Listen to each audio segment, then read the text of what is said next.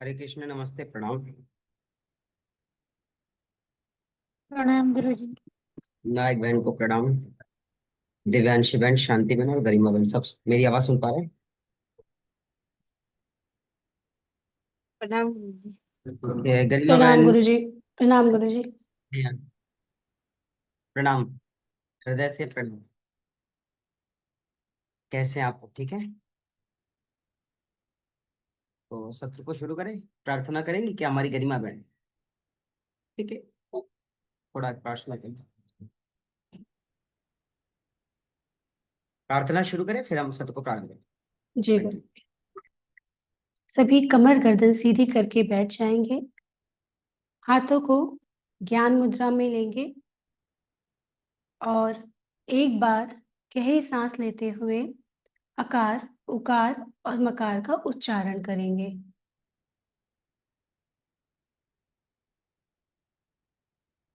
आ,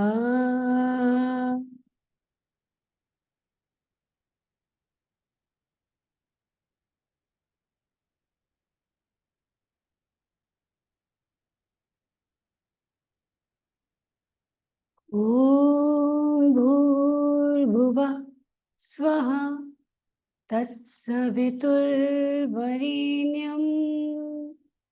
भर्गो देवस्य धीमहि धियो यो नः प्रचोदयात्। अब हम सभी अपने हाथों को घर्षण करेंगे और हाथों की हथेलियों को अपनी आंखों पर लगाएंगे और हथेली के अंदर ही अपनी आंखों को कोमलता से खोलेंगे।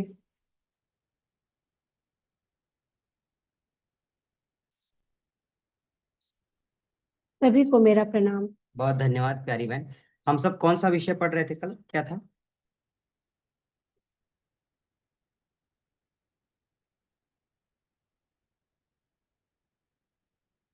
कल कौन सा सूत्र पढ़े थे? 46 पढ़े थे गुरुजी। कल गरिमा बहन आप थी कि नहीं? अच्छा, कल नहीं थी आप शायद। ओ हो, तभी तो हम सोचे कि आप। क्या था 46 में? ता एव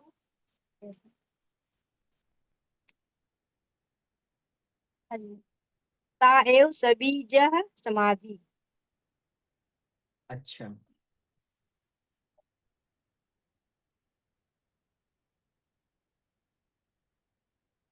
वापस चलेंगे। कल का जो हमारा विषय था शायद 46 नंबर का सूत्र नहीं, 47 था। 47। 47 था। ठीक है। जी जी जी गुरुजी। 47 नंबर की सूत्र थी। जी। और निर्विचारा वैसारधे अध्यात्म प्रसाद।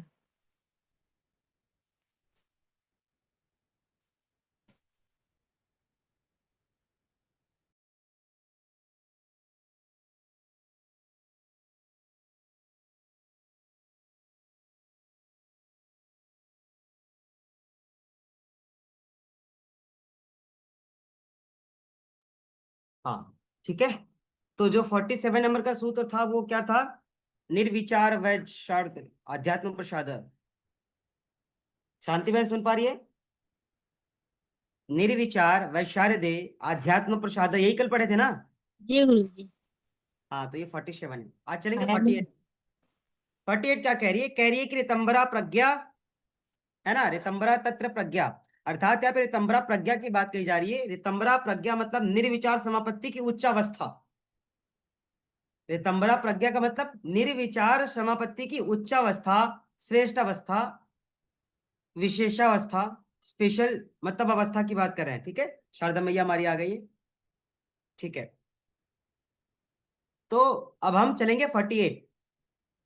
कल जो हम लोगों ने 47 पढ़ा था, जहां पे निर्विचार व शारदे अध्यात्म प्रसादा की बात के बाद हम आज चल रहे हैं ऋतंबरा प्रज्ञा की तरफ, जहां पे निर्विचार समापत्ति की उच्च अवस्था के बारे में हमें पढ़ना है। नायक बहन, अब देखिए, निर्विचार समापत्ति की बात कही जा रही है और उसके उच्च अवस्था की, किसके द्वारा? ऋतंबरा प्रज्ञा के द्वारा। शांति बहन, अब बात आती है ऋतंबरा प्रज्ञा। कहते हैं निर्विचार समापत्ति की उच्च अवस्था को ऋतंबरा प्रज्ञा कहते हैं। निर्विचार समापत्ति की उच्च अवस्था को ऋतंबरा प्रज्ञा कहा जाता है। सूत्र क्या कह रहा है? कह रहा है ऋतंबरा प्रज्ञा तत्र प्रज्ञा, अर्थात तत्र का मतलब उस आध्यात्म प्रसाद की, उस आध्यात्म प्रसाद जो इसके पहले के सूत्र में आप लोगों ने पढ़ा क्या था? निर्विचार वैशारदे आध्यात्म प्रसाद, इसके पहले की सूत्र में। और इस सूत्र में वो क्या मिल रही है? तत्र की बात किससे कही जा रही है? तत्र मीन्स उस आध्यात्म प्रसाद के प्राप्त होने पर। कौन से आध्यात्म प्रसाद? निर्विचार वैशारदे, जो इसके पूर्व का सूत्र है, जहां पे निर्विचार समापत्ति की बात हम लोग कल किए थे।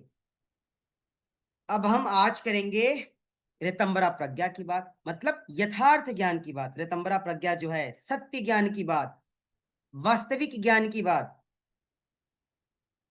तो ये क्या है? ये निर्विचार समापत्ति की उच्च अवस्था है। क्या? यथार्थ ज्ञान, सत्य ज्ञान, वास्तविक ज्ञान। केवल लिखते रहिए लेकिन सुनते भी रहिए, क्योंकि सुनने से ज्यादा याद होगा देवी जो। इसलिए कह रहे देवी जनों, थोड़ा सा लिखिए, अच्छी बात है, बुराई नहीं है। लिखने से ज्यादा सुनना है। हम सब कहीं घूमने जाते हैं ना गरिमा बहन, तो लगते तुरंत फोटो खींचने, पहले उसको आंखों से, भावों से, अंतों से जी भर के देखते नहीं उसको, कि देखो कितनी अच्छी खूबसूरती है, कितना मेहनत से बनाया गया होगा, कैसे कारीगरों ने बनाया होगा। अयोध्या मंदिर जा रहा है, मंदिर के नक्शा और सारी चीजें देख करके बस फोटोग्राफी कर रहा है, देख, है ना। ताजमहल जा रहे हैं, बस बस खड़े होकर के दोनों अपने है ना फोटो खिंचा लिए, बस हो गया। जरा देखिए ना उसके पीछे कितनी बलिदान हुई हैं, क्या क्या हुआ है, उसके बारे में विचार करिए, याद हो जाएगा। तो लिखना बुरी बात नहीं, लिखिए, लेकिन ध्यान से सुनिए, क्योंकि अगर ध्यान से सुन लेंगे तो अपने से भी लिख लेंगे। तो जिस ऋतंबरा प्रज्ञा की बात कही जा रही है, ऋतंबरा प्रज्ञा अर्थात निर्विचार समापत्ति की उच्च अवस्था। अब जब ऋतंबरा प्रज्ञा की अर्थ को थोड़ा और डेप्थ में समझ रहे हैं तो क्या कह रहा है? इसका मतलब क्या होता है? वास्तविक ज्ञान, सत्य ज्ञान, है ना, यथार्थ ज्ञान। हम सब यथार्थ की बात कहते हैं ना, कहते हैं यथार्थ गीता। तो यहां पे यथार्थ ज्ञान की बात कही जा रही है। तत्र का तात्पर्य किसे? उस आध्यात्म प्रसाद के प्राप्त होने पर। कल के सूत्र में आध्यात्म प्रसाद की बात हम लोगों ने कर लिया है, नायक बहन, कर लिया है। कल थी ना आप शायद? तो आज हम आगे चलेंगे। तत्र मतलब उस अध्यात्म प्रसाद के प्राप्त हो जाने पर। प्रज्ञा का मतलब साधक की बुद्धि। प्रज्ञा का तात्पर्य किसे? साधक की बुद्धि से। और ऋतंबरा प्रज्ञा की जब बात करते, केवल सत्य को ग्रहण करने वाली होती है। अर्थात इस स्थिति में, इस अवस्था में, इस निर्विचार की उच्च अवस्था में, निर्विचार समापत्ति की उच्च अवस्था, श्रेष्ठ अवस्था में साधक के भीतर केवल सत्य को ग्रहण करने की क्या होती है? कला होती है, शक्ति होती है। सत्य को ग्रहण करने का एहसास होता है और सत्य को ही वो ग्रहण करता है, असत्य का साथ नहीं देता। अच्छा, हम लोग कभी कभी ऐसा करते हैं ना, हम लोग क्या कहते कहते भाई अपना है, ईमानदारी से कम ही, एक पैसा कम रहेगा ईमानदारी से, हमें बेईमानी करनी चाहिए। कभी मन में आता है कि हमें गलत तरीके से पैसे नहीं चाहिए? कभी कभी हो सकता है हमारे घर के जो मालिक है या मुखिया है या जो पति है या जो भी कहीं से पैसे लाता है, तो कहीं से आजकल कहेंगे अरे लड़के का विवाह हो रहा है, कह रहे अभी संविदा पे है ना, लेकिन आपको नहीं पता ऊपरी कमाई बहुत है ना, ऊपरी कमाई। हाँ, ऊपरी कमाई बहुत है, उसमें सैलरी ज्यादा नहीं है लेकिन ऊपरी बहुत है। हाँ, तो ये जो ऊपरी वाला है ना, केवल एक लोगों के जीवन को नस्ता नाबूद नहीं करेगा, याद रखिएगा। आने वाली जो पीढ़ी है, बच्चे हैं, बच्चियां हैं, सबके जीवन को अंधकारमय में डालेगा। क्योंकि इस तरीके का धन कभी भी, याद रखिएगा, आपके पास अगर आएगा तो किसी न किसी रूप में चला जाएगा। शांति बहन, आएगा जरूर, कहीं ना कहीं चला जाएगा। उस धन से अपने बच्चों का, अपने परिवार का जीविकोपार्जन, लालन पालन करने वाले की पीढ़ियां उसके वश में नहीं होती है। बेटा है नहीं सुनेगा, एकदम बेटी ये नहीं सुनेगी, भाई से भी नहीं सुनेगी, सब अपने में एकदम बह रहेंगे, बिल्कुल याद रखिएगा। तो इसलिए हमें जब रितंबरा प्रज्ञा जैसी बुद्धि प्राप्त हो जाएगी, निर्विचार की उच्च अवस्था को महसूस कर लेंगे आप, उसे अनुभूत कर लेंगे आप, तो आपका जो बुद्धि है ना, केवल सत्य को ग्रहण करने वाला होगा, असत्य को ग्रहण करने वाला नहीं होगा। सुन पा रहे हैं? तब आप गलत लोगों का साथ नहीं देंगे। क्यों पता है? आपको एहसास होगा कि हम गलत के साथ खड़े तो हम भी तो गलत हो गए ना। तब आप गलत का साथ नहीं देंगे, तब आपका थोड़ा नुकसान भी होगा ना, तो आप कहेंगे कोई बात नहीं, आज जो नुकसान हो रहा है ना, आज थोड़ा सा नुकसान हो रहा है, लेकिन थोड़े से नुकसान को बचाने के लिए कल को बहुत बड़ा नुकसान हो जाएगा, उससे बचने के लिए आज थोड़ा नुकसान जरूरी है। तब आप सत्य को स्वीकार करेंगे। आगे चलते हैं। सूत्र का मतलब भी देखो, अगर यहाँ पे इसको थोड़ा डेप्थ में हम ले चलते हैं आपको। प्रज्ञा का मतलब पता है? ऋतंभरा प्रज्ञा, सत्य को ग्रहण करने वाली बुद्धि। अध्यात्म प्रसाद का लाभ जब साधक को होता है ना, अध्यात्म प्रसाद के लाभ के बाद बुद्धि केवल सत्य को जानने वाली होती है, बाकी सारे विषयों को छोड़ देती है। अध्यात्म प्रसाद की प्राप्ति होने के बाद, निर्विचार समापत्ति की प्राप्ति होने के बाद, जब हम निर्विचार हो जाते हैं, जब हमारे अंदर से कुरीतियां, दुराचार, अनाचार, व्यभिचार, फालतू के मतलब जो विचार हैं, जिस विचारों से हमारा कोई लेना देना नहीं, जिस विचारों से हमारा कोई संबंध नहीं, जिस विचारों से हमें कोई लाभ होने वाला नहीं है, सारे विषयों को जब हम छोड़ देते हैं, जब हम निर्विचार हो जाते हैं, तो निर्विचार की श्रेष्ठ अवस्था में, निर्विचार की उच्च अवस्था में, निर्विचार की परम अवस्था में साधक की बुद्धि केवल सत्य को ग्रहण करने वाली होती है, असत्य का त्याग कर देती है, असत्य को अस्वीकार कर देती है, असत्य से विमुख हो जाती है, असत्य का साथ छोड़ देती है, असत्य का पीछा छोड़ देती है।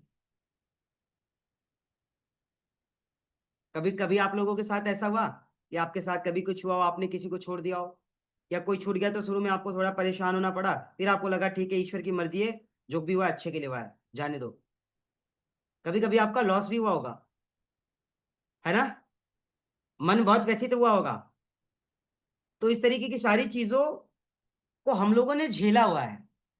तो वही यहाँ पे कह रहा है कि ऋतंबरा तत्र प्रज्ञा, अर्थात ऋतंबरा प्रज्ञा जो यथार्थ ज्ञान है, जो वास्तविक ज्ञान है, जो सत्य ज्ञान है, जब ऋतंबरा प्रज्ञा की प्राप्ति हो जाती है, जब ऋतंबरा प्रज्ञा को हम स्वीकार कर लेते हैं, तब ऋतंबरा प्रज्ञा की प्राप्ति हो जाने के बाद साधक का बुद्धि, साधक का चित्त केवल सत्य को स्वीकार करता है, बाकी सारे विषय का त्याग कर देता है। और फिर एक बार और बता दे रहे, दोहरा दे रहे, क्या अगर गलत है तो वो उसे स्वीकार नहीं करेगा। हो सकता है थोड़ा उसको नुकसान भी उठाना पड़े, थोड़ा कष्ट को सहना पड़े, थोड़ा दुखों को सहना पड़े, तो वो विवेक से, स्वविवेक से निर्णय लेते हुए कि कल को बहुत बड़ा दुख ना हो, कल को बहुत बड़ा कष्ट ना हो, कल को बहुत बड़ी समस्या ना हो, आज छोटी समस्या में अगर हमें समाधान मिल जा रहा है तो छोटी समस्या हमारे लिए हितकारी है। जैसे किसी किसी के साथ गलत हो गया, शांति बहन कहते देखा, बुरे कर्म किए थे तभी गलत हुआ। आप ये नहीं सोच रहे हैं कि हो सकता है कि इसके कर्म इतने अच्छे भी थे कि शायद बहुत बुरा नहीं हुआ, केवल बुरा हुआ, बहुत बुरा भी हो सकता था, संसार से विदा भी हो सकता था, कुछ भी हो सकता था, लेकिन छोटे में थोड़े में निकल गया। लेकिन हम सब क्या है ना, मनुष्य हैं, हम सब को बस एक वो चीज क्या चाहिए, वो जैसे न्यूज़पेपर वाले को मसाला चाहिए होता है ना, खबर चलाने के लिए, अखबार में छापने के लिए, प्रिंट मीडिया को चाहिए छापने के लिए, इलेक्ट्रॉनिक मीडिया को चाहिए, है ना, बांटने के लिए, तो सबको मसाला चाहिए। तो हम लोग भी वैसे ही हैं, कहीं से कोई चीजें सुनी और हम सब, अगर उसके बारे में सकारात्मक सोच आपकी है तो समझ लीजिएगा कि आपकी जो प्रज्ञा रितंबरा है ना, ये बहुत अच्छी है। जैसे हमारे साथ जो अभी आजकल चीजें चल रही है, हम जान रहे हैं कि गलत हो रहा है, फिर भी देखिए हम साथ है ना, क्योंकि मुझे पता है ये परिवर्तित हो जाएंगे। इसका मतलब ये नहीं कि हमारा रितंबरा प्रज्ञा श्रेष्ठ है, नहीं, मतलब ये कि इस तरीके की परिस्थितियां आपके समक्ष आएंगी, उसी समय आपको वास्तविक ज्ञान को समझना पड़ेगा ना, वास्तविक बुद्धि का सहयोगी बनना पड़ेगा ना, और जो बुद्धि है उसको सही ज्ञान से जोड़ना पड़ेगा, तभी तो सत्य सत्य से परिचित हो पाएंगे। अर्थात छोड़ो भाई, क्या मतलब है यार, ये बढ़िया नहीं है इतने लोगों को झेलना, इससे बढ़िया तो ऑनलाइन एक बैच और चला लो, ज्यादा अच्छा है। यही होता ना शांति बहन। लेकिन लाभ, ऑनलाइन बैच में 40-50 लोग सेलेक्ट हो जाते हैं, पैसा भी दे देते हैं। आते कितने हैं? 5-10। वहां वहां तो 100-100, 150-150 एक एक बैच में है। दोनों सेक्शन मिला दो तो शायद 200 एबव आ जाएंगे एक एक क्लास की बात। तो वहां तो आप 200 रियल सोल से मिल रहे हैं ना, वो रियल ही है, चाहे वो अच्छा हो या बुरा। एनर्जी उनकी पॉजिटिव ही है, बट उस पॉजिटिव एनर्जी को एक सही क्राइटेरिया, एक सही एरिया मिल गया है, उसे गलत एरिया से ले जा करके जो सही एरिया हमने दे दिया, सबने दे दिया, तो वो ऊर्जा सही दिशा में काम कर जाएगी। और नहीं ले गए तो वही ऊर्जा गलत दिशा में काम कर जाएगी। ऊर्जा उतनी ही है ना। अगर बच्चा आपका है, भोजन कर रहा है और वर्जिश ना करे तो बेकार है। हम भोजन कर रहे हैं, उससे वर्जिश ना करें। जितनी कैलोरी की ऊर्जा ऊर्जा की आवश्यकता है आपके शरीर को, उससे ज्यादा लीजिए और वर्कआउट मत कीजिए, तो धीरे धीरे शरीर खराब हो जाएगा। उसी तरीके से वो है, उनकी जो एनर्जी है ना, उसका जब आप यूटिलाइज नहीं करेंगे ना तो गड़बड़ होगा ही। इसलिए उनकी ऊर्जा इतनी है ना, उनको सही दिशा में वर्क दे दीजिए, काम दे दीजिए। तो ये कह रहा है कि जब अध्यात्म प्रसाद का लाभ प्राप्त हो जाता है ना, तो साधक की जो बुद्धि होती है वह केवल सत्य को जानने वाली होती है, सत्य को मानने वाली होती है और सत्य को स्वीकार करने वाली होती है। जानना भी सत्य को चाहेगी, मानना भी सत्य को चाहेगी और स्वीकार भी सत्य को करना चाहेगी। 3 विषय हो गया। चले आगे। अब एक लाइन यहाँ पे आ रही थी, क्या? अध्यात्म प्रसाद कहते ना, इस सूत्र में अध्यात्म प्रसाद को प्राप्त करने के बाद साधक की क्या ये स्थिति होती है उसका वर्णन किया गया है। अर्थात अगर ऐसी स्थिति आपके पास आ गई, आपके पास प्रज्ञा रितंबरा की प्राप्ति हो गई, आप निर्विचार समापत्ति की उच्च अवस्था में पहुंच गए, श्रेष्ठ अवस्था में पहुंच गए, तो फिर होता क्या है? कहते जब साधक अध्यात्म प्रसाद से समाहित चित्त वाला बन जाता है ना, तो समाहित चित्त की निपुणता के कारण उसके भीतर उत्कृष्ट बुद्धि की प्राप्ति होती है और वह उत्कृष्ट बुद्धि का स्वामी बन जाता है। वो उत्कृष्ट बुद्धि का स्वामी बन जाता है। स्वामी के नाम से मुझे याद आया, बहुत सी मतलब धर्म पत्नियां अपने मोबाइल फोन में नंबर सेव करके रखते हैं स्वामी जी, है ना। हम भी उसमें से एक हैं, ऐसी कोई बात नहीं है। बहुत से लोग ऐसा करते हैं, ध्यान से समझिए। दूसरा, और हम सब भी कुछ ऐसा रखते हैं कि होम करके, या फिर है ना ऐसा कि हाँ ठीक है, नाम के आगे होम लगा दिया या कुछ भी कर दिया। लेकिन कल मैंने पहली बार जब मैं देखिए बाल कटिंग करवा के आया हूँ ना, कल सैलून गया था मैं। कल ही तो फ्राइडे था ना। नहीं तो आज है फ्राइडे। हाँ तो बुधवार को आज गया था, कल के फ्राइडे पहले, को। कल के पहले मतलब कल के पहले, जो क्या है, वेडनेसडे, थर्सडे, नहीं हाँ वेडनेसडे। तो हम गए थे, तो पता है वहां पे एक फोन आया, तो उसमें लिखा था प्रिय वाईफाई। कॉल आ रहा है, हम पढ़ा है सामने, मैंने कहा प्रिय वाईफाई, ये वाईफाई क्या होता है? तो जो सैल्यूट वाला था वो जान गया, कह रहा है लीजिए आपकी श्रीमती का फोन आ रहा है। तो हमने कहा ये तो प्रिय वाईफाई लिखा हुआ है। तो कह रहे हाँ, वाइफ को इन्होंने वाईफाई का नाम दिया है। हमने कहा ऐसा क्यों? क्या वो 6G से तेज चलती है ना सर, इसलिए हम उसको वाईफाई का नाम दिए। हमने कहा लो। उसकी बुद्धि का अंदाजा लगाइए, कौन सी प्रज्ञा है उसके पास। पहली बार मेरे दिमाग में आई, ये वाईफाई नाम सही है। तो सोच लीजिए उसकी बुद्धि कितनी, मतलब प्रज्ञा की उच्च अवस्था को प्राप्त कर ली है। और हमने पहली बार ऐसा देखा कि कोई व्यक्ति वाईफाई नाम रखा हुआ है। पूरा वाईफाई जैसे लिखा जाता है वैसे ही लिखा था। ठीक है। तो यहाँ पे जिस आध्यात्म प्रसाद की प्राप्ति होने की बात कह रहे जब साधक को आध्यात्म प्रसाद की प्राप्ति हो जाती है तो साधक समाहित चित्त वाला बन जाता है। समाहित चित्त का मतलब सब में समानता देखने वाला, सब में एक रूपता देखने वाला, सबका हित चाहने वाला, सबका सम्मान करने वाला, सबको सहयोग करने वाला, सबकी मदद करने वाला, सबको एकल भाव से देखने वाला। हम सब देखते हैं, कोशिश करते हैं, हो नहीं पाता। यही है, ऐसा मत कहिए कोशिश करते हो नहीं पाता। क्यों? क्योंकि मनुष्य का सब लोगों से अलग अलग तरीके का व्यवहार रहा है। एक ही मनुष्य का एक तरीके से एक ही व्यवहार नहीं है। जो अटैचमेंट आपकी हमसे है वही अटैचमेंट और किसी से नहीं होगी। हो सकता है हमसे ज्यादा हो सकती है या कम हो सकती है, ऐसा भी हो सकता है, या एक रूप हो सकती है, लेकिन कहीं ना कहीं कुछ ना कुछ डिफरेंसेस आ जाएंगे। वैसे ही साधक के जीवन में होता है। सब समाहित चित्त वाले नहीं होते हैं। समाहित चित्त वाला वही होता है जिसे आध्यात्म प्रसाद की प्राप्ति हो जाती है, जिसका चित्त निर्विचार समापत्ति की उच्च अवस्था को प्राप्त कर लेता है, और जो वास्तविक ज्ञान के, उच्च ज्ञान के, यथार्थ ज्ञान के, सत्य ज्ञान के करीब हो जाता है, वो समदृष्टि समभाव का सारथी हो जाता है। आ रही बात समझ में? चले आगे। और जैसे ही साधक समाहित चित्त में निपुणता प्राप्त करता है, उसकी बुद्धि स्वतः ही उत्कृष्ट अवस्था को प्राप्त कर लेती है। क्या कहते कहते इसकी बुद्धि में भूसा भरा हुआ है, इसके दिमाग में भूसा भरा हुआ है।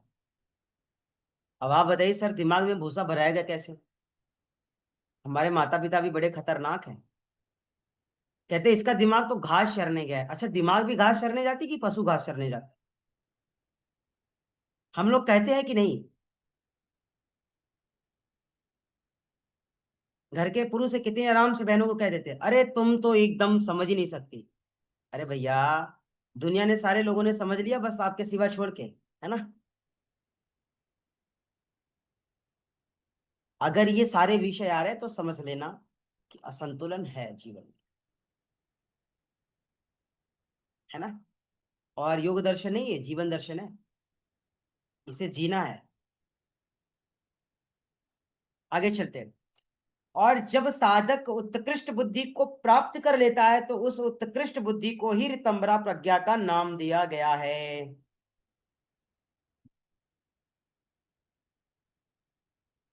देवी ऋतंबरा जी को जब आप सुनते हैं, कितना मीठा बोलती हैं, सुना है नहीं ऋतंबरा जी को? आप लोगों ने सुना है कभी? पूज्य स्वामी जी उनको बहन मानते हैं, शांति बहन। पूज्य स्वामी जी उनको बहन मानते हैं।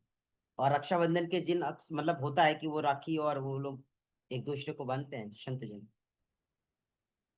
उनकी सच में वाणी में वो मिठास, कहते हैं ना सरस्वती है किसी किसी के ऊपर एकदम विराज रही है, बिल्कुल एकदम, है ना, एकदम आनंदित। उनकी वाणी में सुन के ही, उनकी सत्संग को सुन करके, उनकी एक एक कथाओं की लाइन को सुन करके इतनी ऊर्जा आ जाती है कि साधक को लगता है कि नहीं, जीवन अब एक आध दो दिन और चल सकता है, जो हारने वाला रहता है।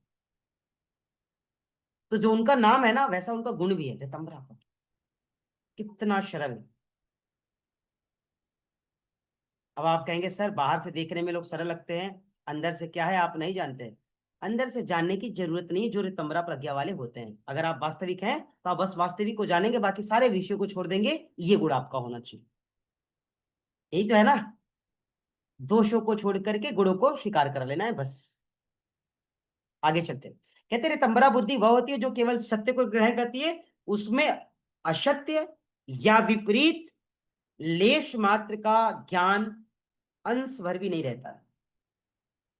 लेश मात्र नहीं रहता है, छोटा सा भाव भी नहीं रहता है, जो ऋतंबरा प्रज्ञा की बुद्धि की प्राप्ति कर लेते हैं। किसी के प्रति बुरा नहीं, किसी के प्रति अहित नहीं, जो करे सो हरि कराए, होए कबीर कबीर। मेरी मर्जी से नहीं हो रहा है, उसकी मर्जी से हो रहा है ना? आनंदित रहिए उसकी मर्जी में, आनंदित रहिए उसकी व्यवस्थाओं में, प्रसन्न रहिए उसकी व्यवस्थाओं में, क्योंकि उससे बड़ा व्यवस्थापक इस संसार में है ही नहीं कोई। आप बताइए, हम लोग घर में एक छोटी सी व्यवस्था, कथा कराते हैं, पूजन कराते हैं, यज्ञ आहुति हवन कराते हैं, शांति बहन, कितना परेशान होना पड़ता है, हम कितने व्यथित हो जाते हैं। ऐसी कौन सी शक्ति जो इतनी बड़ी व्यवस्था चला रही है? सोचिए जरा, कभी विचार कीजिए कि दुनिया में ऐसी कौन सी शक्ति है जो इतनी बड़ी व्यवस्था चला रही है। सूर्य हो रहा, मतलब सूर्योदय हो रहा है, सांझ हो रहा है, सवेरा हो रहा है, दोपहर हो रही है, लोग जीत रहे हैं, लोग हार रहे हैं, लोग आ रहे हैं, लोग जा रहे हैं। कैसे चल रही है? क्या उस व्यवस्था चलाने वालों को कभी दुख नहीं होता होगा, पीड़ा नहीं होती होगी? जब हम जैसे और भी अज्ञानी लोगों को देखता है कि ये गए थे किस लिए, कर क्या रहे हैं, इन्होंने कितने वादे करके गए थे, आज ये हमें धोखा दे रहे हैं। कहते थे कि हम बस जाना चाहते हैं, केवल साधना, केवल भजन, केवल सत्संग करने जा रहे हैं। कहाँ गई हमारी साधना, कहाँ गए हमारे भजन, कहाँ गए हमारे सत्संग? करना तो दूर, जो कर रहे हैं हम उन्हें भी नहीं करने देना चाहते हैं। यही है ना, जो कर रहे हैं हम उन्हें भी नहीं करने देना चाहते हैं। तो ये ऋतंभरा प्रज्ञा की तो बुद्धि की बात है नहीं, ये तो अज्ञानता भरा विषय है। इसलिए यहाँ पे कहा गया है कि ऋतंभरा प्रज्ञा वह बुद्धि होती है जो साधक को केवल सत्य को ग्रहण करने के लिए प्रेरित करती है। असत्य का लेश मात्र अंश भी उसके भीतर नहीं होता, केवल सत्य को छोड़ करके। और एक बात, सामान्य जीवन में अगर देखा जाए तो व्यक्ति हो, साधक हो, शादिका हो, मनुष्य हो, स्त्री हो, पुरुष हो, असत्य ज्ञान को ग्रहण करने से गुरेज नहीं करते। सत्य को सीखना ना सीखना वो विषय अलग हो गया, असत्य को स्वीकार करने से गुरेज नहीं करते। अगर गलत है लेकिन गलत में भी हमारा फायदा है तो हम कर लेंगे। हमें पता है कि हमें टेबल के नीचे से हमें अमाउंट नहीं लेना है, कभी भी वो हमारे लिए घातक हो सकता है, लेकिन हम ले लेते हैं। हमको पता है कि ये ठीक नहीं है, चीट है, लेकिन हम कर लेते हैं। तो यहाँ पे कोई भी साधक हो, सामान्य साधक के जीवन में जो साधक की बुद्धि है वो असत्य को ग्रहण करने से गुरेज ही नहीं करती, परहेज नहीं करती, कर लेती है आराम से। क्यों? जिस भी जगह उसको लाभ दिखा, उसके हित का दिखा, वो चाहे जितना भी गलत हो, चाहे जितना भी असत्य हो, अगर उसका फायदा होता है तो वो उसे स्वीकार करने से घबराता नहीं, डरता नहीं, गुरेज नहीं करता है। हम सब यही कर रहे हैं ना, हम सब यही कर रहे हैं। और आप लोगों की जानकारी में भी बहुत से लोग होंगे जो अभी भी ऐसा कर रहे हैं, पता ही होगा बहुत से लोगों के जीवन में। अब एक बात और जान लीजिए इससे लाभ और हानि। जब आप असत्य को ग्रहण करते हैं या असत्य को ग्रहण करने से गुरेज नहीं करते ना, तब आप क्लेशों में उलझ जाते हैं, याद रखिएगा। क्लेश में उलझेंगे आप। गलत तरीके से कमाया हुआ अगर हमारे पास पैसा आया तो क्या देगा? बीमारी देगा, रोग देगा, शोक देगा, दोष देगा, देगा ना? दोष देगा कि नहीं? जब पैसा बहुत हो जाता है ना तो आदमी के पास अहंकार बढ़ जाता है। बहुत ज्यादा पैसा हो जाता है ना तो फिर नशा बढ़ता है, शराब बढ़ती है, फिर शराब बढ़ती है, फिर धीरे धीरे धीरे उसका पूरा जीवन बेकार हो जाता है। लेकिन ऐसे भी लोग हैं जिनके पास पैसों की अपूत मतलब संपत्तियां हैं, लेकिन वो आज भी सत्संगी हैं। उनके व्यवहार से, उनके आचरण से, उनके भाव से हम आप जज नहीं कर पाएंगे कि सच में ये इस स्तर के हैं। छोटा सा उदाहरण, रतन टाटा एक भी नशा नहीं करते, चले गए ना आज, कोई वारिश नहीं है, नहीं, छोड़ के चले गए। और आज तक उनसे ज्यादा चैरिटी के लिए किसी ने पैसा दिया ही नहीं। सोच लीजिए। तो क्या वो ऋतंभरा प्रज्ञा वाले नहीं थे? वास्तविक ऋतंभरा प्रज्ञा वाले कहते जब साधक स्वविवेक से और यथार्थ से न सीखते हुए कोई डिसीजन लेता ना तो वो हमेशा क्लेशों में, अनावश्यक कार्यों में, निषेध कार्यों में उलझ जाता है, उलझ जाता है और उलझ जाता है। ठीक है, इसलिए आपको समझना पड़ेगा। लेकिन जैसे ही साधक अध्यात्म प्रसाद की प्राप्ति करता है, ऋतंभरा प्रज्ञा की प्राप्ति करता है, निर्विचार समापत्ति की उत्कृष्ट अवस्था से जुड़ जाता है, तो उसके भीतर जैसे जैसे ऋतंभरा प्रज्ञा आती है, बुद्धि उसकी स्वविवेक से डिसीजन लेना, निर्णय लेना शुरू कर देती है।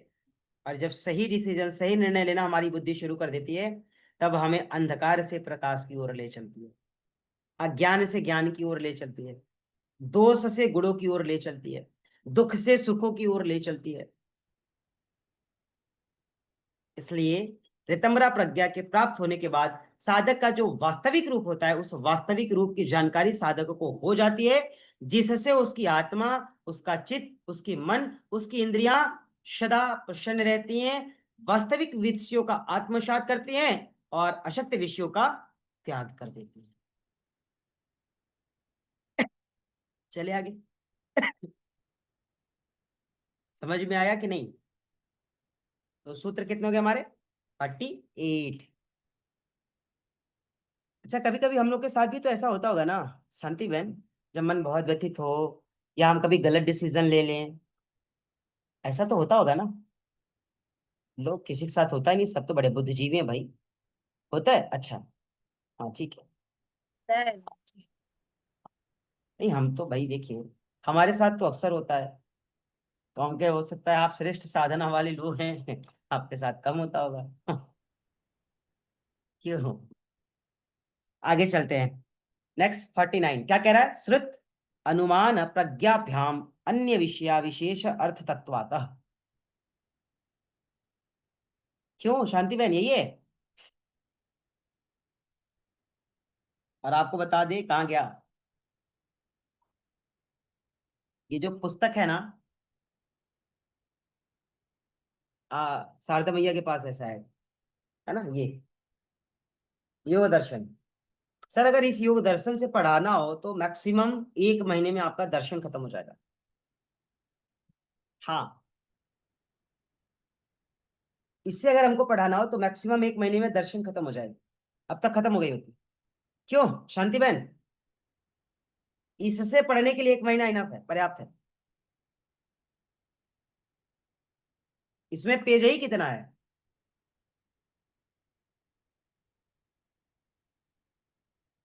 106, 110, 100, कहीं 110 है, कहीं 112 है, 112 13। और आपको बता दे एक दिन में कम से कम 5-5 पेज खप जाएगा।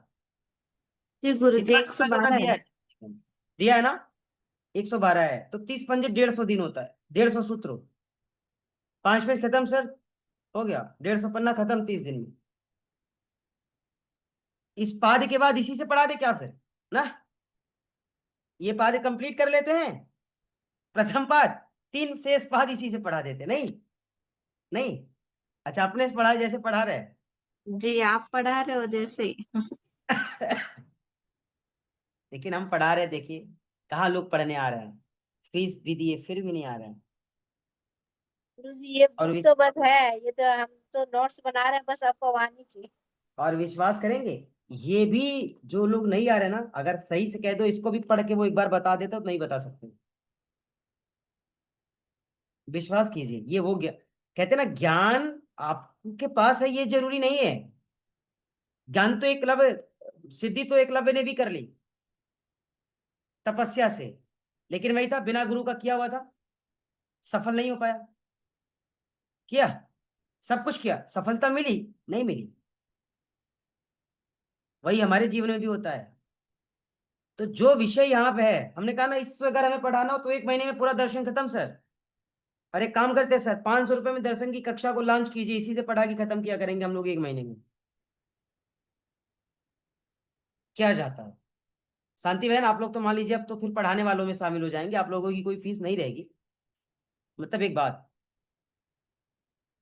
तो हम इसलिए नहीं इतना हम अपनी एनर्जी को खराब कर रहे हैं कि बहुत कुछ मिलने वाला है, इसलिए कि हमारे गुरु ने जिस तरीके से हमको दिया है ना, और उसने कहा था कि बेटा जिस भाव से दे रहे ना, इस भाव से जो देगा वो जीवन भर कभी भूखा नहीं मरेगा। हमेशा तुम्हारा जीवन धन्य धान्य से परिपूर्ण रहेगा, हमेशा खुश रहोगे। बस उनकी एक बात मुझे याद रहती है, और हम कोशिश करते हैं कि उनके शब्दों के साथ अवज्ञा ना होने पाए। जिस भाव से वो सिखाते रहे उसी भाव से हम आपको बता पाए, सिखा पाए, है ना? नहीं तो एक एक दिन में 5-5 पेज खत्म। वह हमको लग रहा है 1 घंटा भी 5 पेज के लिए कम है, ज्यादा है, मतलब 1 घंटा ज्यादा है 5 पेज के लिए। इतना छोटा छोटा दिया है, तो योग अनुशासन में खत्म, एक ही पेज में 3 सूत्र आ गए, आपके 2 सूत्र आ गए।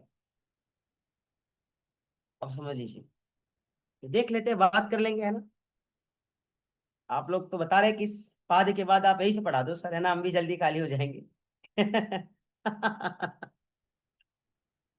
अच्छा जाने दो, प्राणायाम वाली कक्षा पढ़ा देते नहीं, प्राणायाम वाली कक्षा पढ़ा देते। आप कहाँ उसमें, आप तो नई बैच में रहोगी ना योगिनी शारदा बहन। इस वाले प्राणायाम में हो क्या आप? जी नहीं गुरु जी। हाँ तो ठीक है, तो आप काहे परेशान हो गए? इस वाले प्राणायाम की कक्षा में देखो सब कहाँ आ रहे हैं, आ रहे नहीं आ रहे? आगे चलते हैं। बहुत सुंदर सूत्र है, 49 नंबर का सूत्र है। कहा क्या रहा है, कह रहा है श्रुत अनुमान प्रज्ञाभ्याम अन्य विषया विशेष अर्थ तत्वातः। यही है शांति बहन, बड़ा सुंदर लाइन है। इसका मतलब क्या हो गया, ध्यान से समझिएगा। जब हम बात श्रुत अनुमान की करते हैं, है ना, श्रुत का तात्पर्य किससे, श्रवण अर्थात सुनने से। श्रुत अनुमान, अनुमान अंदाजे या अटकलों से, कहते ना अनुमान लगा लीजिए कि इतने लोग आने वाले, अटकल, इतने लोगों की व्यवस्था करनी, एक ऐसा अनुमान है इतने लोग आ सकते हैं ना। श्रुत अनुमान, श्रवण अर्थात सुनने से, अनुमान का तात्पर्य अंदाज या अटकलों से। प्रज्ञाभ्याम, प्रज्ञाभ्याम क्या है, से उत्पन्न बुद्धि, मतलब जो अंदाजे अटकलें लगा रहे उससे जो उत्पन्न हो रही है बुद्धि, उसकी बात कर रहे हैं प्रज्ञाभ्याम, है ना। श्रुत अनुमान प्रज्ञाभ्याम, फिर क्या कह रहा है, अन्य विषया, है ना, अन्य विषय मतलब भिन्न भिन्न और अलग अलग विषय। फिर क्या कह रहा है, विशेष अर्थ तत्वातः, विशेष का तात्पर्य विशिष्ट हो गया, स्पेशल हो गया, और तत्वातः का अर्थ, तत्वार्थ मतलब तत्वात नहीं, अर्थ तत्वातः, अर्थ या ज्ञान वाली होती है। मतलब ये कि जो सुने हुए अंदाजे से या अटकलों से अनुमान के कारण जो बुद्धि ज्ञान से अलग विषय का विशिष्ट ज्ञान करवा देती है, वो अलग विषय का ज्ञान करवाने वाली विशेष स्थिति ही प्रज्ञा है।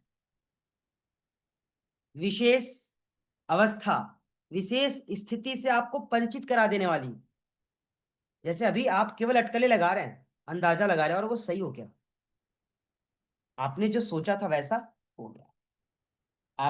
आपने जैसा आपके मन में आ रहा था, आपके मन में क्या ना, हमको लग रहा था ऐसा हो जाएगा, ऐसा ही हो गया।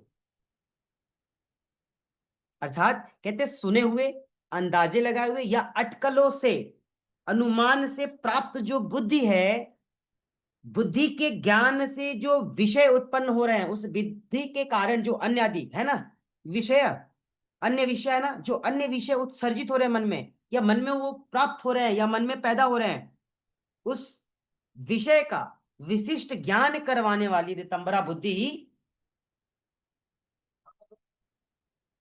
रितंबरा प्रज्ञा के नाम से जानी जाती।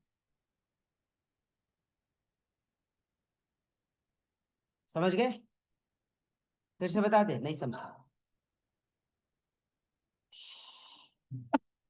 एक विषय एक एक करके समझिएगा।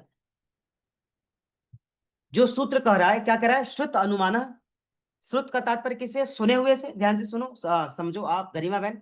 श्रुत मतलब सुने हुए, अनुमान अटकले या अंदाजा, अनुमान, ठीक है। फिर क्या कह रहा है, प्रज्ञाभ्याम, मतलब जो बुद्धि है, प्रज्ञाभ्याम क्या है, जो बुद्धि मतलब जो उत्पन्न हो रही है बुद्धि के कारण। फिर क्या कह रहा है, अन्य विषय मतलब भिन्न भिन्न विषय, अन्य विषय भिन्न भिन्न विषय। फिर क्या कह रहा है, विशेष, जो भिन्न भिन्न विषय है उसमें भी विशेष है, विशिष्टता है, कुछ स्पेशल कुछ स्पेसिफिक है, विशेष। फिर क्या कह रहा है, अर्थ तत्वात, अर्थ या ज्ञान वाली होती है। जो कुछ भिन्न भिन्न स्थितियां होती है वो कुछ ज्ञान वाली भी होती है, कुछ मतलब की भी होती है, कुछ अर्थ की भी होती है। यहां तक समझ में आई, तोड़ करके उसको, ठीक है, आगे चलते हैं। जो सूत्र कह रहा है जब साधक सुने हुए, पहला ध्यान से समझिए गरिमा बहन, जब साधक सुने हुए, देखे हुए, अटकले या अंदाजों से, है ना, कभी अटकले लगाई, कभी अंदाजा लगा, कभी सुन करके, श्रवण की बात है ना, श्रवण सुनने से, सुन करके अंदाजे से जो आपकी बुद्धि के द्वारा जो ज्ञान उत्पन्न होता है, जो विषय सुना ना, उस विषय में आगे का जो ज्ञान उपलब्ध होता है, कैसे होता है, बुद्धि के द्वारा ही तो होता है ना। कि अगर ऐसा अंदाजा लगा रहे, मान लो आ गए तो क्या करना होगा, तो ये कौन बताता है, बुद्धि बताता है। तो आगे का विषय जो बताने वाला है वो कौन है, बुद्धि। आगे की विशेष ज्ञान को अनुभूत कराने वाली कौन सी विषय है, क्या अनुभूत करवा रही है, आगे ऐसा हो सकता है, कौन बता रहा है, बुद्धि। तो जो वो बुद्धि है ना, वो बुद्धि ही रितंबरा प्रज्ञा बुद्धि कहलाती है, जो उसके आगे की परिस्थितियों का बोध आपको करा दे। कि अब ऐसा हो सकता है, अर्थात हम यहाँ जा रहे हैं तो इतना हानि हो सकती है। तो हानि हो सकती है, कौन बोध कराया? प्रज्ञा रितंबरा बुद्धि। तो जो आगे के विषयों का बोध करा दे वही बुद्धि प्रज्ञा रितंबरा है। आ गई बात समझ में? हे भगवान, चलो ईश्वर की मर्जी कि हम समझा पाते हैं, हमको तो लगा बड़ा कठिन है समझाना ना सर। हाँ, ठीक है। अच्छा, थोड़ा और अब इसको व्यापक रूप से समझ लीजिए। कहते हैं इस सूत्र में ऋतंबरा प्रज्ञा तथा अन्य सामान्य बुद्धि के बीच के अंतर को दर्शाया गया है। जो बीच का सामान्य अंतर क्या है? एक तो अटकलें और एक अंदाजा लगाना, ये सामान्य बात हो गई। और अटकलें और अंदाजों के बाद जब बुद्धि के कारण हम उनके आगे के विषयों का अनुमान लगाते हैं, आगे के विषयों को सोचते हैं, आगे के विषयों के लिए हम कोई रूपरेखा तैयार करते हैं, तो जो रूपरेखा कराने वाली जो बुद्धि है ना, उसे ही, उस बुद्धि को रितंबरा प्रज्ञा बुद्धि कहते हैं, है ना? आगे चले। जब हम रितंबरा प्रज्ञा की बुद्धि की बात करते हैं, जैसे किसी चीज को दर्शाना, किसी चीज को बताना या किसी चीज को सुनना, तीन तरीके के विषय। पहला क्या था? दर्शाना।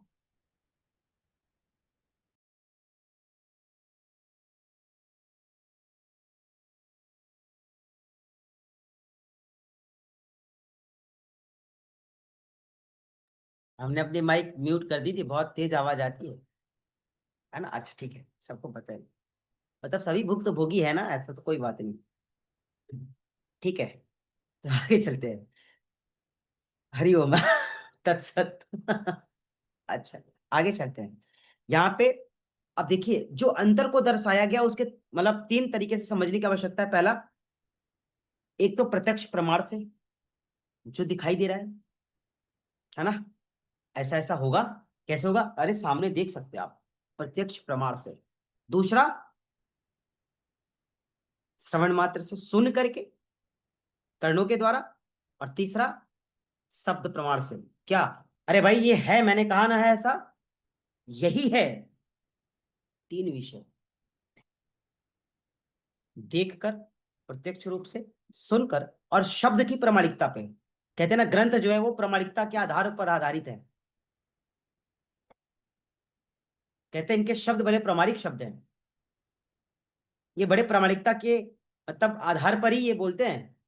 इनके शब्दों में त्रुटियां नहीं होती है, या इनके शब्द ऐसे नहीं होते, अकॉर्डिंग टू ग्रंथ है, बड़ी प्रामाणिकता के साथ वो अपनी बात रखते हैं।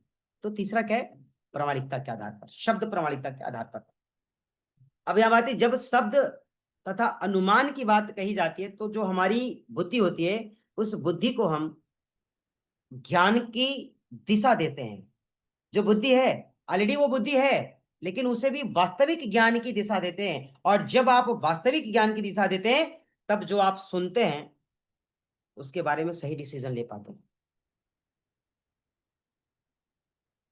किसी ने कह दिया, दिव्यांशु बहन ने गाली दिया, चलो, कब दिया था? तुरंत फोन उठाओ, लगाओ दिव्यांशु को फोन।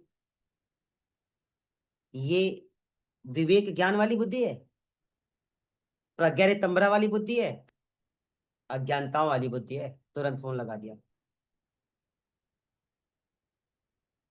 प्रज्ञा रितंबरा वाली बुद्धि क्या होती? किसने दिया? दिव्यांशु बहन ने? नहीं, ऐसा नहीं हो सकता। अच्छा, दिया? हाँ, तो कोई बात नहीं, हो सकता है किसी जन्म में हमने भी दिया होगा उसको, छोड़ो जाने दो। बिना दिए किसी को थोड़ी कोई देगा। कोई बात नहीं, चलेगा। काम खत्म वहीं से, वहीं से काम खत्म। अरे भाई, हमने भी किसी जन्म में दिया होगा, चलो खत्म करो। तो आपने सुना ना? पक्का बताओ, सही में सुना ना? मुझे ही उसने दिया ना? अरे तो उसका लाख लाख शुक्र है, कम से कम किसी जन्म में हमने दिया था, चलो कर्ज पूरा हुआ, दे दी उसने, खत्म करो। वो भी सोचेगा ये आदमी किस तरीके का है भाई। हम कह रहे हैं कि तुमको गाली दी और कह रहा है कि चलो जाने दो। अच्छा है। क्वेश्चन ले रहे, ले लीजिए। गुरुदेव, इसके साथ में एक पॉजिटिव बात भी है। क्या? जिस व्यक्ति के पास में जो जितनी चीज अधिकता में रहती है, वो वही बांट पाता है। अगर किसी के पास में गालियां ज्यादा हैं तो वो गाली बांटेगा, किसी के पास में ज्ञान ज्यादा है तो वो ज्ञान बांटेगा, हम्म, किसी के पास में सहनशीलता ज्यादा है तो वो माफी बांटेगा। ठीक है। लेकिन यहाँ पे एक क्वेश्चन मार्क भी तो लगता है सर। किसी के पास धन बहुत ज्यादा है लेकिन बांट नहीं देता है वो। गुरुदेव, जब वो अपने वाकई में जैसे बोलते हैं सर सत अच्छा, मैंने प्रभाव सही के अंदर में आ गलत मतलब जाता है तो फिर वो बांटता है। मैं मैं आपकी फ्लो में हूँ, मैं आपके साथ हूँ। सब बातें आपने कही, बस एक बातें मैंने कही, क्योंकि सारी बातें बांटने की कही कि जो है जिसके पास वो बांट देता है। लेकिन ऐसे तो बहुत से लोग हैं सर जिनके पास बहुत धन है लेकिन वो बांटे नहीं। कोविड काल में रुपयों को जला करके बंडलों, है ना, बोरे के बंडलों को फेंका गया गंगा जी में और हमारे आसपास भी। तो सर उनके पास धन तो था, गरीबों को फिर क्यों नहीं बांट दिया? तो जरूरी नहीं है कि सर कि सब लोग बांट दें। देखिए प्रेम तो सबके पास है, प्रेम भी तो सबके पास है, करुणा भी सबके पास है, दया भी सबके पास है, वात्सल्य भी सबके पास है। लेकिन ये सब हम सब क्यों नहीं बांटते हैं? हम हमारे भीतर ये है लेकिन हमारा फोकस इस पे नहीं है। हमारे भीतर जो कमियां है उस पर हमारा फोकस है कि हम उसको ही बांटते हैं। तो हमें क्या बांटना है इसका विवेक भी ऋतंभरा प्रज्ञा के माध्यम से हो जाएगा, है ना। कि है तो बहुत कुछ लेकिन हमें वही बांटना है जो हमें पसंद है। जो मुझे पसंद नहीं वो हम नहीं बांटेंगे। प्रेम अगर हमें पसंद है लेना, तो हम प्रेम देना सीखेंगे। रिस्पेक्ट हमें चाहिए तो हम दूसरों को पहले देना सीखेंगे।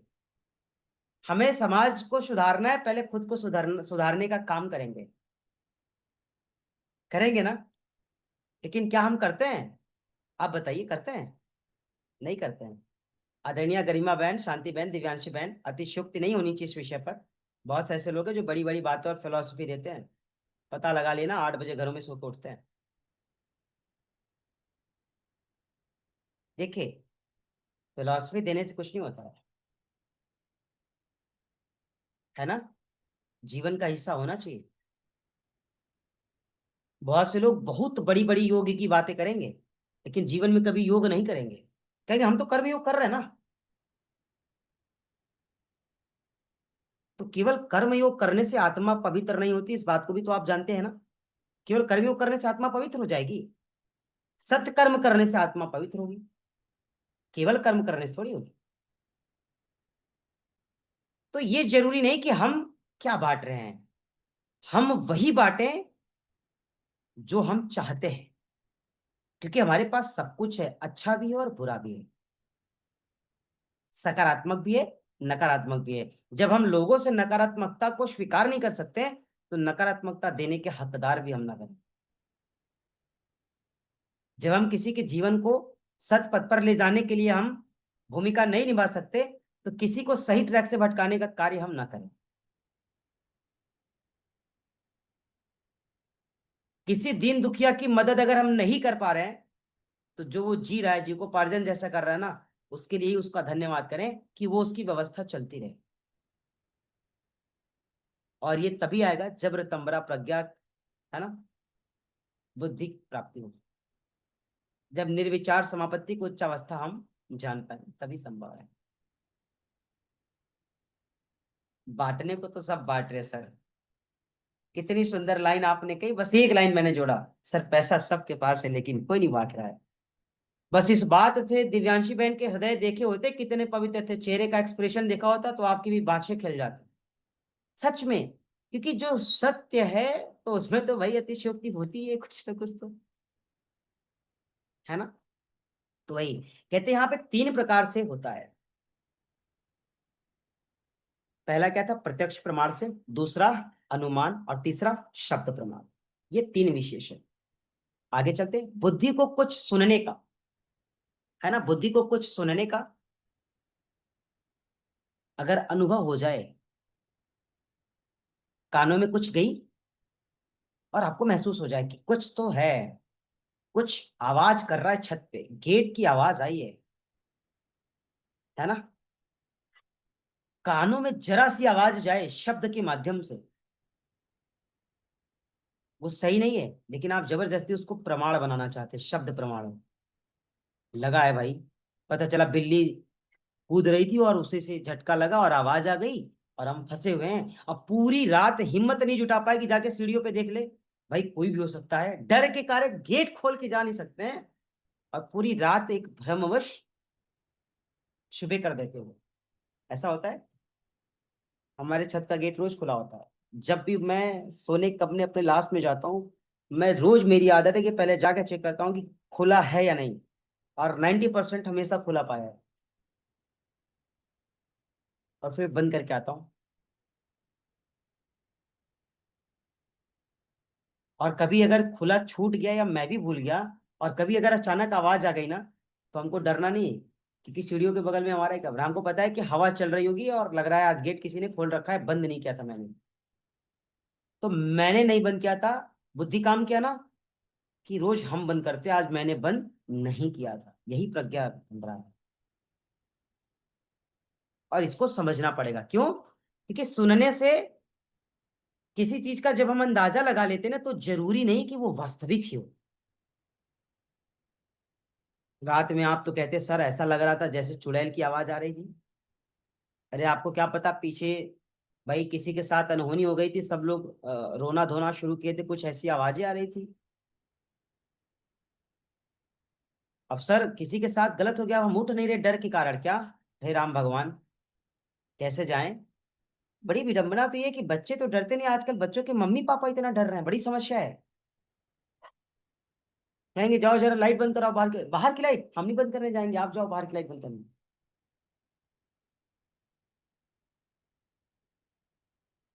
तो आप ये समझिए कि ये जो भ्रम है हमारे भीतर क्यों है? ऋतंभरा प्रज्ञा की कमी के कारण।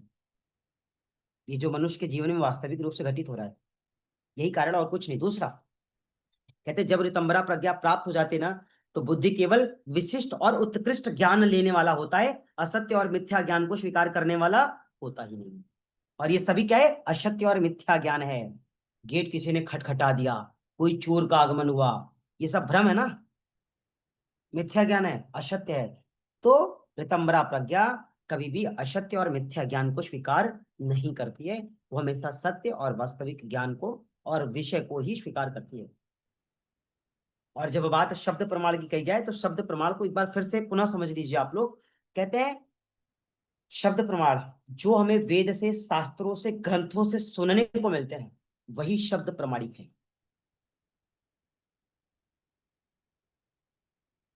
है ना, वही शब्द वही प्रमाणिक है। जो हमें वेद शास्त्र और ग्रंथों के अनुसार योग में पढ़ने को मिल रहा है, वही प्रमाणिक है। अब आजकल ये बता रहे सर ऐसे करो, सर वैसे करो, सर ये डांस करो, सर वो डांस करो, 10 मिनट में बेली फेट गायब, इसका 5 सेट करो, उसका 25 सेट करो, इसका 15 सेट करो। पागल कर रखा है लोगों को। हम गलत नहीं कह रहे हैं, हम लोग भी हम लोग भी भाई ये देख रहे हैं, वाह वाह क्या बात है, ताली बजा रहे हैं। ये जो प्रमाण है ना, ये वेदों पर और ग्रंथों पर आधारित प्रमाण नहीं है। और जो प्रमाणिक है वही सीखना चाहिए और वही सिखाना चाहिए। आ रही बात समझ में? और जो ऋतंभरा प्रज्ञा को जानेगा ना शांति बहन, वो गलत को स्वीकार ही नहीं करेगा। वो कहेगा इससे नाचने से अच्छा है ना हम जाके वो सीख ले, डांस सीख ले, म्यूजिक में एक दो म्यूजिक पे डांस कर ले, इससे अच्छा है। और आजकल वही चल रहा है ना। पता नहीं कहाँ से लोगों ने सेट सीख लिया, सेट, 5 का सेट, 3 का सेट, 2 का सेट, एकदम डांस करा करा के एकदम पूरा बवाल मचा रखा है। व्यूअरशिप देख लो उनकी। और आप बड़ा अच्छा चीज बता के डाल दीजिए, आपको कोई देखने नहीं आएगा? आएगा? नहीं आएगा। हम दर्शन की वीडियो डालते हैं सर, कितने लोग आके जरा बताइए मेरा सपोर्ट करते हैं, आप बताइए। अरे दूसरे की क्या कहे, हम आप लोग खुद नहीं करते हैं। ये कोई उसकी बात नहीं है, मतलब ये कि हम लोगों को भी वो चीज अच्छी नहीं लग रही है ना। लेकिन अभी कोई गाना आ जाए, कोई वैसी चीजें आ जाए ना, चाहते भी एकदम, हाँ मन प्रफुल्लित, हृदय प्रफुल्लित। अब उसका अर्थ क्या है, मर्म क्या है, विषय वो नहीं है, बस हृदय को मन भा गया ना। ये प्रज्ञा ऋतंभरा नहीं है। इसलिए जब शब्द प्रमाण की बात हो, तो हमें पुनः इस बात पे हमें हमेशा स्मरण करना चाहिए कि शब्द प्रमाण वही है, प्रमाणिक शब्द वही है, जो हमें वेदों के द्वारा मिलते हैं, उपनिषद के द्वारा मिलते हैं, ग्रंथों के द्वारा मिलते हैं, संहिताओं के द्वारा मिलते हैं, योगांगों के द्वारा मिलते हैं, योग वासिष्ठ के द्वारा मिलते हैं, महाभारत, रामायण, रामचरितमानस, गीता के द्वारा मिलते हैं। वही शब्द प्रमाणिक शब्द हैं। और जो वहां पे बताया गया है, वही प्रमाणिक है। बाकी कोई फायदा नहीं, जितना भी आपको जो करना है कर लीजिए, न तो उससे किसी की समाधि लगने वाली है और न कोई विशेष जानकारी होने वाली है। अगर ऐसी समाधि लग जाती तो आप लोगों को आजकल विषय पढ़ाया जा रहा है, दोनों विषय एक साथ चल रहे, बड़ा सौभाग्य का विषय है। दर्शन भी चल रहा है और आपकी हठ योग प्रदीपिका भी चल रही है, जहां पे महर्षि पतंजलि योग में अष्टांग योगी की बात कर रहे हैं और वहीं पे स्वामी स्वात्माराम जी 4 अंगों की बात कर रहे हैं राजयोगी के लिए। और जिस महर्षि पतंजलि जी ने आसन को सीक्वेंस नंबर 3 दे रखा है कि बिना यम बिना नियम का पालन किए आप आसन की तरफ नहीं जा सकते, और वहीं पे हमारे स्वामी स्वात्माराम जी ने आसन से ही शुरुआत किया है। देखिए, झगड़ जाएंगे आप? नहीं। जब ये लोग आपस में नहीं झगड़े तो हम क्यों झगड़ते हैं? हम क्यों झगड़ते हैं भाई? उन्होंने ऐसा पढ़ा दिया, वो ऐसा पढ़ाते हैं, वो ऐसे करते हैं, वो ऐसे करते हैं। अरे भाई, सबके अपने पास ज्ञान की अवस्था है, सबके अपनी ज्ञान की एक समय सीमा है, अपनी एक ज्ञान की लिमिट है। जरूरी नहीं कोई 60 बरस का व्यक्ति ही बहुत ज्यादा अच्छा पढ़ा है, 18 बरस का बच्चा भी बहुत अच्छा पढ़ा सकता है। क्यों? हो सकता है 5 वर्ष से सीखना प्रारंभ कर दिया हो, है ना? तो ये प्रज्ञा तंबरा जब बुद्धि हमारे पास रहेगी ना, तो हमें सही और गलत का अनुमान, भेद, सत्य असत्य से परिचित करा देगी। इसलिए ये कहते हैं शब्द तथा अनुमान प्रमाण से जब प्राप्त ज्ञान के आधार पर हम किसी निर्णय को लेते हैं तो कभी कभी उस निर्णय में दोष भी आ जाते हैं, क्योंकि जरूरी है नहीं कि शब्द प्रमाणिक हो, और प्रमाणिक शब्द के लिए बता दिया गया कि ग्रंथों के ही शब्द प्रमाणिक है ना, ग्रंथों के ही शब्द प्रमाणिक है। तो अगर बिना प्रमाणिक शब्दों के हम किसी विषय का चुनाव करते हैं तो जरूरी नहीं कि उसमें लाभ ही हो, और उसका जो परिणाम है वो हितकर हो, अहितकर भी हो सकता है। इसलिए हमेशा ध्यान रखें, जब साधक की रितंबरा प्रज्ञा जागृत हो जाएगी तो बुद्धि विशेष प्रकार की जानकारी को स्वीकार करने वाली हो जाएगी, और बुद्धि विशेष प्रकार की जानकारी उपलब्ध करने वाली भी हो जाएगी। साथ ही जो सुने हुए हैं, अटकलें लगा रहे हैं, जो अंदाजा लगा रहे हैं, वो भी कहीं ना कहीं एक अलग तरीके से आपके साथ सहयोगी की भूमिका में रहेगी। जो अटकलें होंगी, जो अनुमान होगा, वो एवरेज होगा, अनुकूल होगा और बैलेंस होगा। क्योंकि फिर आप उत्साह में डिसीजन ले लेंगे ना, अज्ञानतावश किसी को किसी से प्रॉमिस नहीं कर देंगे ना, है ना? हाँ, तो ये है रितंबरा प्रज्ञा है। तो ठीक है, आज के सत्र के लिए इतना ही। सोचते इतना मेहनत हो जाता है सर, अब हमारे सामने कल से ही आया है ना, अब हमको लग रहा है हमने गलत चुनाव कर लिया, हमको इसी से पढ़ाना चाहिए। भी देखो रखा है सामने, देख रहे हैं हम। दिव्यांशी बहन क्या सोच रही है भैया? हाँ? गुरुजी, हम ये सोच रहे हैं कि आप उस पुस्तक से नहीं पढ़ाएंगे, हमें पता है। हाँ, पढ़ाएंगे तो गुरु की भी तो अवज्ञा हो जाएगी ना। उन्होंने कहा है कि जो लेना है बेटा उससे ज्यादा देने की कोशिश करना है तुम्हें। तो सोचते हैं ज्यादा पता नहीं दे पाएंगे कि नहीं, कम से कम जो लिया है वही दे दे। उतना भी कर लिए तो समझ लीजिए कुछ तो कर लेंगे ना। तो ठीक है। हमारा स्वास्थ्य भी देखिए अभी असंतुलित है ना, लेकिन हम आपकी कक्षाएं ले रहे हैं, तो ठीक है, कोई बुरी बात नहीं है। सब अच्छा हो जाएगा, अच्छा सोचना है। पता चला आज नहीं आते तो गरिमा बहन देखो आ जाई, तो फिर वही कहती कि जिस दिन हम जाते हैं सर गायब हो जाते हैं। तो अच्छा है, तो आज की शर्त को विराम दे, अनुमति है? जी गुरुजी। ठीक है, तो आज के लिए इतना ही। इसमें हमारा सूत्र नंबर 49 हो चुका है ना? 2 बच्चे हैं, 50 और 51। कितने बचे हैं इसमें? 2? और 2 बच्चे हैं। हो, क्या बात है, एक पाठ पूरा हो जाएगा, वाह। कल तो खत्म एक पाठ, है ना? कल शनिवार है ना? जी। हाँ, मंडे से नया पतंजलि की स्टार्ट। पुस्तक के अनुसार द्वितीय पाद की शुरुआत होगी। अरे, क्यों गरिमा में? नहीं? अच्छा ठीक है, चलो कोशिश करेंगे। तो आप सब साथ है ना, मतलब देर हो जी रही, गुरुजी। देर हो रही कोई बात नहीं है ना? एक पाठ खत्म होने में कितना दिन लग गया? एक बार जरा चेक कर लीजिएगा कै तारीख को शुरू हुआ था बैच। 15 जुलाई से शुरू किया था गुरुजी। कितना दिन हो गया? आज 12 सितंबर ये एक पाद को हो जाएगा। 12 सितंबर मतलब करीबन 2 महीना, करीबन। ना। 2 महीना में हमको लग रहा है कि 10-15 दिन कक्षाएं भी शायद स्थगित थी ना। हम्म। मतलब 1 महीना जा रहा है, 1 महीना से ज्यादा जा रहा है एक पाद में ना। चलिए, कुछ पाद में सूत्र कम है, छोटे भी है ना, जैसे जिसमें ज्यादा सूत्र है उसके सूत्र भी थोड़े छोटे हैं, कई कई सूत्र बड़े भी हैं। तो ठीक है, मतलब 1 महीना एवरेज जा रहा है, कम से कम जाएगा अगर ईमानदारी से पढ़ेंगे तो। और अगर आप लोग आदेश कर दे तो 1 महीना में तो पूरा खत्म हो जाएगा। नहीं नहीं नहीं गुरुजी। हम गलत थोड़ी पढ़ा रहे, जो लिखा है वही पढ़ाएंगे ना। इससे पहले वाला जो बैच था वो भी मेरे ख्याल से 3 से 3, 3.5 महीने, 4 महीने खींचा था वो भी। 4 महीना है बाबा, हाँ 4 महीना है बाबा हाँ। शायद। लेकिन ये था कि उस बैच से ही हम बहुत मजबूत हुए और उस बैच से हम बहुत सीखे।